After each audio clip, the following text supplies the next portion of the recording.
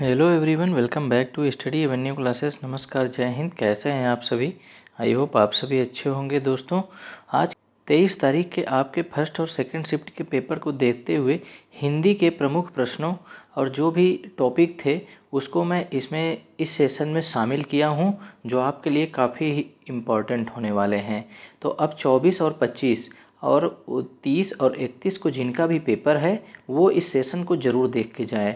और प्रमुख टॉपिक को जैसे लोक भाषा का विकास, जो संस्कृत पाली और बोलियां जो भी हैं, और इसमें देख लीजिए कि जो अनुच्छेद दिए गए हैं, वर्ण विचार, जो वर्णमाला का स्वरूप जो है, स्वर व्यंजन कितने हैं, उच्छिप्त अयोगवा और उनका उच्चारण स्थान क्या क्या है, इनको भी दर्शाए हैं सब कुछ। और शब्द के भेद है उत्पत्ति के आधार पर, उत्पत्ति रचना अर्थ के आधार पे, विकारी शब्द अविकारी शब्द अव्यय क्या होते हैं, पर्यायवाची शब्द जितने हैं महत्वपूर्ण और विराम चिन्ह जितने हैं इनको भी दर्शाया गया। और कारक चिन्ह जो होते हैं, कारक चिन्ह को, और आदिकाल की प्रमुख रचनाएं जितनी हैं सब, और इसमें जितनी हैं, और जो रीतिकाल की प्रमुख रचना है, और कवि लेखक जो आधुनिक काल के प्रमुख कवि लेखक हैं उनके भी रचनाकारों को शामिल किया हुआ हूँ। ऐसे ही सभी प्रश्न आपके अगले भी शिफ्ट में पूछे जाएंगे।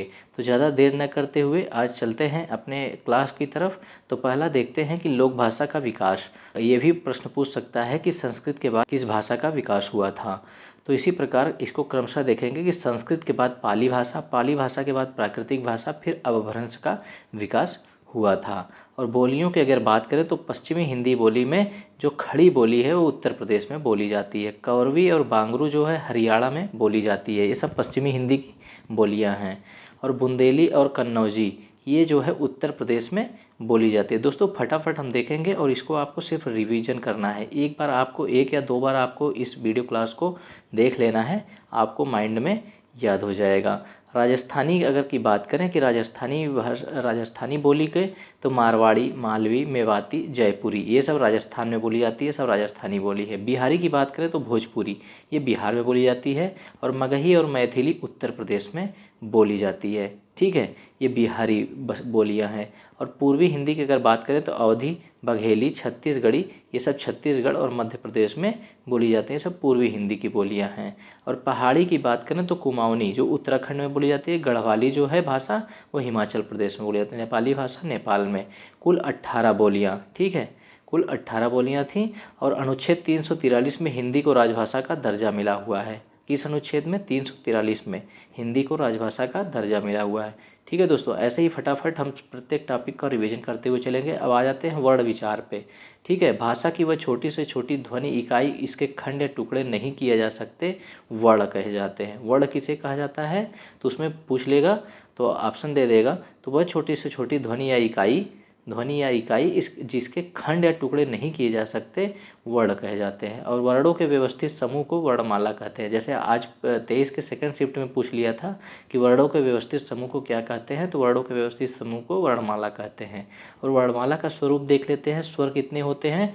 तो 11 होते हैं, जिसमें अ, आ, ई, उ, री, ए, ऐ, ओ, औ, ये टोटल 11 हो गए स्वर। और व्यंजन की बात करें तो क से ह तक 33 व्यंजन होते हैं। संयुक्त व्यंजन की बात करें जो छत्र, ज्ञास्त्र, ये 4 हो गए, 33 4 ये हो गए 37।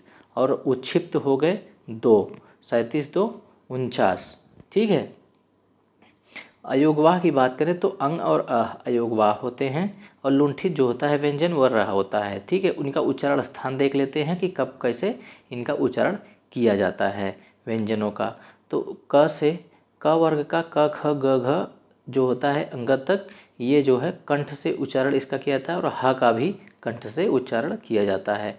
अगर तालु की बात करें तो तालब से कौन से वर्ण का उच्चारण किया जाता है? तो च वर्ग का। च, छ, ज, झ, य और य और स का उच्चारण स्थान तालु है। और अगर मूर्धा की बात करें तो ट वर्ग में ट, ठ, ड, ढ, अड़ और र और श। ठीक है, ये खटकोड़ वाला स। और दंत की बात करें तो दंत से त वर्ग, त, थ, द, ध, न और ल और स। ठीक है, इनका उच्चारण किया जाता है। अगर ओष्ठ से बात करें तो प वर्ग, पूरा प वर्ग जितना है वो ओष्ठ से होता है, प, फ, ब, भ, म। ठीक है, इसको बोल के देखिए, आपको ओष्ठ को सटाना पड़ रहा है, आपस में मिलाना पड़ रहा है, इसलिए ओष्ठ से हो जाएगा। और य को तालव्य होता है, ये तालु से ये बोला जाता है। और व को दंतोष्ठ, दांत और ओष्ठ को मिलाने पे वो बोला जाता है। ठीक है, इनका उच्चारण स्थान हो गया। चलते हैं नेक्स्ट पे।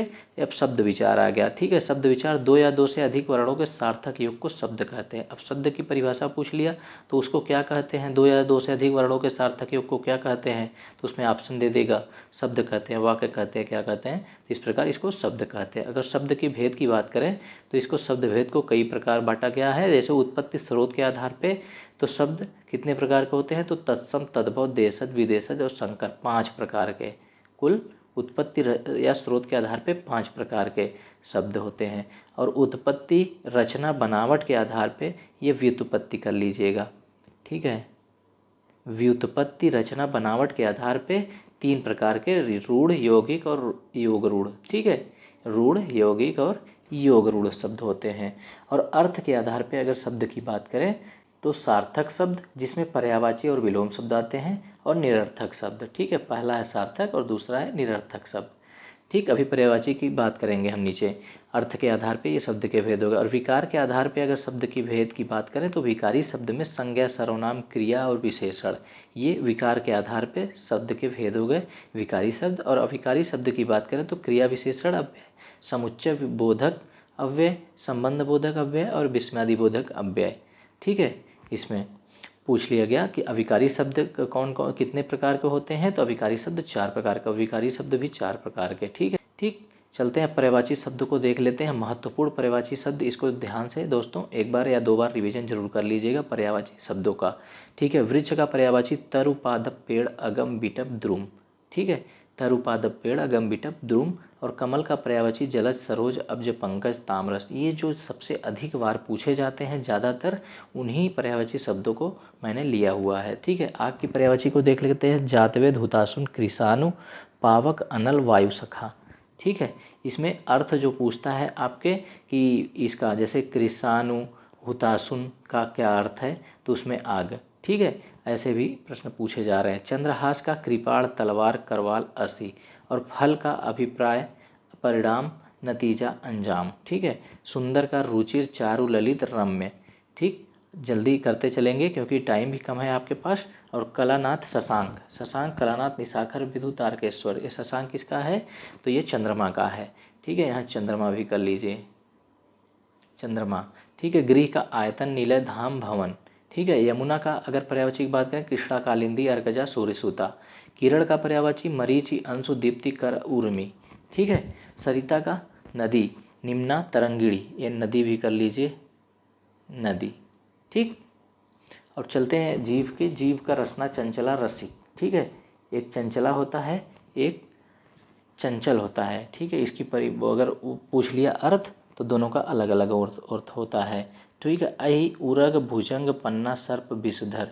ये देखिए सर्प का पर्यायवाची हो गया। नैसर्गिक का प्राकृतिक और वास्तविक। ठीक है, और हाथ का कर, बाहु, पाड़ी। ठीक, कर, बाहु, पाड़ी हाथ का पर्यायवाची हो गया। सूर्य का आदित्य, दिनकर, अभी ऊपर हमने देखा सूर्य का। चांदनी का कौमुदी, ज्योत्सना, अमृत, तरंगड़ी। ठीक है, चांदनी का पर्यायवाची। सरस्वती का भारती, ब्राह्मी, इला, गिरा, वाकीस, वीणा, पाड़ी।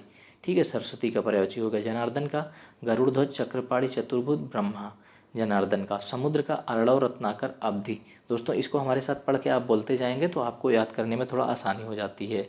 ठीक है, शिव का रुद्र, आशुतोष, चंद्रमौली, चंद्रशेखर, त्रिपुरारी। ये शिव का पर्यायवाची। तुरंग का बाज, घोटक, है, सैंधव। आज के पेपर में पूछा गया था तुरंग का, ये घोटक का। ठीक है, रात का तमिश्र, विभावरी, रैन, निशीत, रात्रि। और मृगेंद्र का शेर, केसरी, हरिनाहर। शेर, केसरी, हरिनाहर मृगेंद्र का हो गया। दोस्तों ये प्रमुख पर्यायवाची शब्द हो गए। अब विराम चिन्हों को देख लेते हैं जो प्रमुख विराम चिन्ह हमारे हैं। तो अल्प विराम, देखिए ये अल्प विराम का चिन्ह हो गया। ठीक है, कामा जिसे कहते हैं। पूर्ण विराम का चिन्ह, ये खड़ी पाही पूर्ण विराम का चिन्ह। अर्ध विराम, जो अर्ध विराम है इसमें एक बिंदी और एक कामा नीचे। ठीक है, अर्ध विराम चिन्ह हो गया। उप विराम या अपूर्ण विराम, ये 2 बिंदी। ठीक है, सीधे। प्रश्नवाचक चिन्ह, आप पहचान रहे हैं प्रश्नवाचक चिन्ह को। और योजक चिन्ह की बात करें तो ये देखिए योजक चिन्ह। योजक चिन्ह से ही थोड़ा सा बड़ा होता है निर्देशक चिन्ह, जो ये निर्देशक चिन्ह हो जाता है। ठीक है, ये निर्देशक चिन्ह, इसमें आप डिफरेंट समझ लीजिएगा। और अवतरण या उद्धरण चिन्ह की बात करें तो ये डबल इनवर्टेड कामा जिसे कहते हैं अवतरण या उद्धरण चिन्ह कहते हैं। विस्मयादिबोधक चिन्ह, ये देखिए विस्मयादिबोधक चिन्ह। ठीक है, एक खड़ी पाही नीचे बिंदी। निर्देशक चिन्ह की बात करें तो देखिए अभी हमने बताया ही निर्देशक चिन्ह। विवरण चिन्ह ये डबल बिंदी और एक योजक चिन्ह लगा होता है। ठीक है। लाघव चिन्ह की बात करें तो एक गोला छोटा सा होता है, जैसे डॉक्टर लिखा जाता है, इसमें लाग उसका शॉर्ट फॉर्म लिखने के लिए डॉक्टर डा लिख के और लाघव चिन्ह लगा दिया जाता है। ठीक है। लोभ चिन्ह, ये लोभ चिन्ह हो गया। ठीक है। बिंदी बिंदी दे के कोई चीज़ लिखना हुआ, कनक कनक ते सगुनी मादकता अधिकाय, तो कनक कनक लिख के और लोभ चिन्ह लगा के मादकता अधिकाय लिख देंगे। ठीक है। हंस पद या विस्मरण चिन्ह, इसको लिखने के बाद ऊपर इसके ये चिन्ह लगा के, जैसे कोई पद छूट गया है या गलत हो गया है तो उसको काट के वहाँ पे हंस पद या लोभ चिन्ह लगा के विस्मरण चिन्ह और उसको ऊपर लिख दिया जाता है। ठीक है। पुनरुक्ति सूचक चिन्ह, ये पुनरुक्ति सूचक चिन्ह हो गया।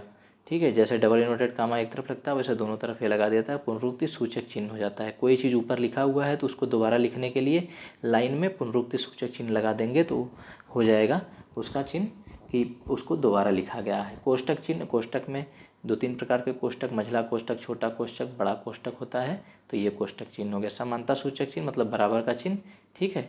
ये बराबर का चिन्ह। विकल्प चिन्ह, विकल्प सूचक, तो ये विकल्प सूचक चिन्ह। ठीक है। संकेत चिन्ह, संकेत चिन्ह कई प्रकार के होते हैं तो इसमें एक ही संकेत चिन्ह को दर्शाया गया है। इतिश्री या समाप्ति चिन्ह, जैसे आप किसी पुस्तक को समाप्ति के लास्ट पेज पे देखेंगे तो वो समाप्त होता है तो ऐसा चिन्ह बना रहता है, वो इतिश्री या समाप्ति चिन्ह कहलाता है। ठीक है दोस्तों, ये आपको सभी जितने विराम चिन्ह थे वो समझ में आ गए होंगे। फिर से आप एक दो बार देख लीजिएगा, आपको समझ में आ जाएंगे। चलते हैं नेक्स्ट प्रश्न, नेक्स्ट पे तरफ, कारक चिन्ह। अब कारक चिन्ह को देख लेते हैं। अभी तक एक आध दो कारक चिन्ह के जरूर पूछे गए हैं सभी शिफ्टों में, दोनों शिफ्ट में। अब नेक्स्ट है कि कर्ता, कर्ता का कारक चिन्ह जो है ये ने है। कर्म का चिन्ह जो है वो को है। कर्ण का कारक चिन्ह से के द्वारा, संप्रदान का को के लिए, अपादान से अलग अलगाव होना, संबंध का का की के, नानी ने रारी रे, और अधिकरण का अगर देखें तो में पर, अधिकरण में पर, इसका चिन्ह हो जाएगा कारक चिन्ह। और संबोधन का हे अरे अजी, ये कारक चिन्ह हो जाएगा। ठीक है। फिर से देख लेते हैं। कर्ता ने कर्म को कर्ण से द्वारा, संप्रदान को के लिए, अपादान से अलग होना, मतलब इससे अलगाव। जैसे पेड़ से पत्ता गिरता है, पेड़ से पत्ता अलग हो रहा है तो यहाँ से अपादान कारक उसमें हो जाएगा। ठीक है। संबंध कारक का की के, नानी ने रारी रे, अधिकरण में पर। ठीक है।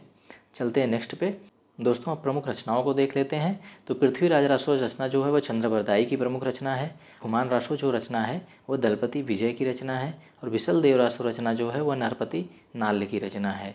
ठीक है। इधर जो हैं ये रचनाकार हैं, रचनाकार। ठीक है। इनका नाम दिया गया है। परमाल रासो और आल्हाखंड रचित इनकी जगनीक की रचना है। ठीक है। जगनीक के द्वारा परमाल रासो और आल्हाखंड रचित है। और हमीर रासो की अगर बात करें तो सारंगधर द्वारा रचित है। पहेलियाँ, मुकरियाँ और दो सुखने और गजल ये अमीर खुसरो की रचना है। ठीक है। पद्मावत, अखरावट, आखिरी कलाम और चित्ररेखा ये जितनी है रचनाएं ये मलिक मोहम्मद जायसी की रचना है। ठीक है। मधुकर की रचना जयमयंक जसचंद्रिका हो गई। कीर्तिलता, कीर्तिपताका और पदावली विद्यापति की रचना हो गई।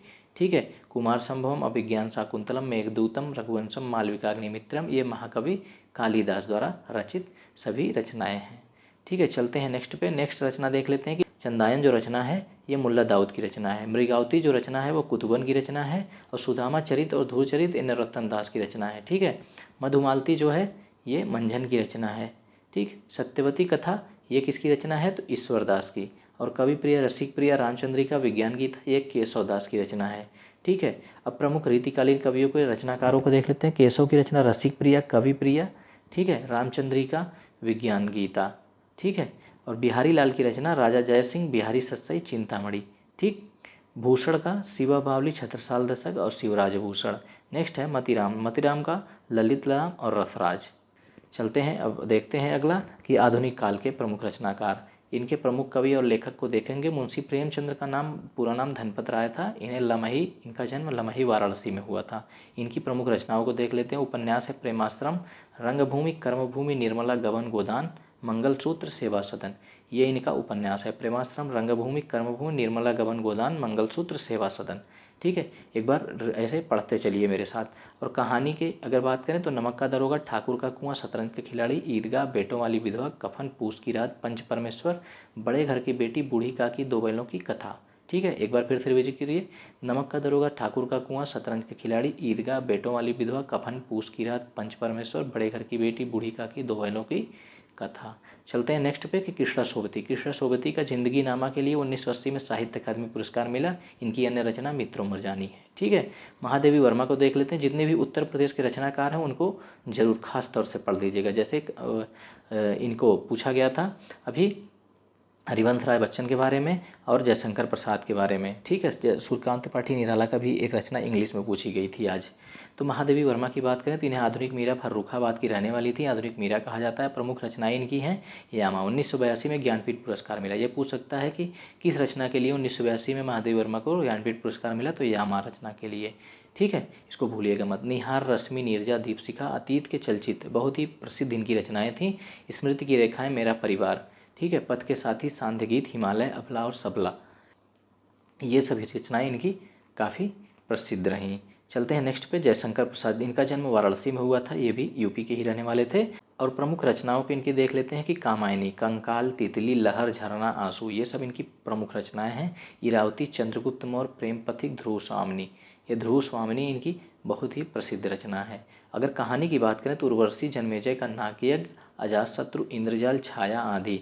आप स्टेशनों पे जाते होंगे तो ये सब इनकी जो भी अजातशत्रु, इंद्रजाल, छाया आदि, ये सब इनकी कहानी की पुस्तकें पढ़ी रहती हैं।